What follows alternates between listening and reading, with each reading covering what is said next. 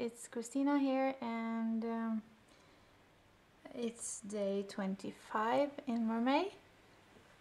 I just want to clear something up because I have been having some comments, well, one comment on day 20, I think, the girl with the big yellow hair.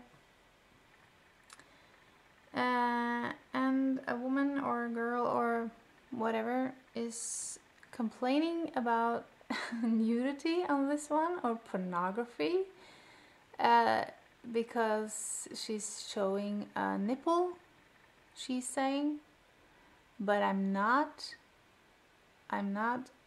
painting any nipple in on this girl or illustration.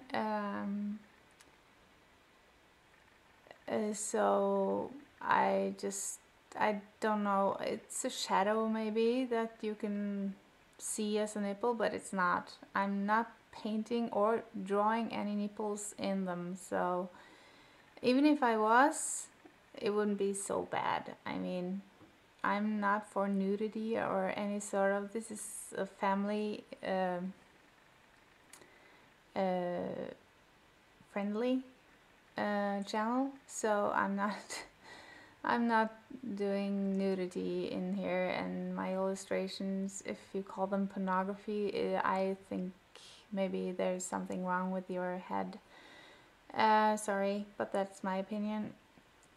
So you can look at the video. It's MERMAY number 20. A nipple-free video. So there. I hope you are enjoying, the others of you are enjoying my MERMAY, and soon no more MERMAY. I'm 25, I mean number 25 now, so not many left, 6 left, so, or maybe with this one, 7, no, 6, of course 6.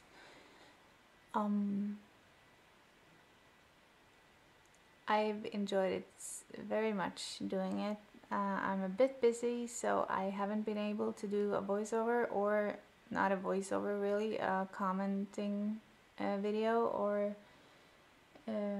writing that much in the videos, because I'm editing them and it takes a lot of time. And as I told you before, I have this big party in the cross between May and June, and it's taken a lot of time, so I hope I can get them all done, so that I can take the last days of May just concentrate on my big boys party. So anyways, I hope you enjoyed the ones I've done, and will enjoy the ones I have left. So have a wonderful day and take care, and lots of love from me.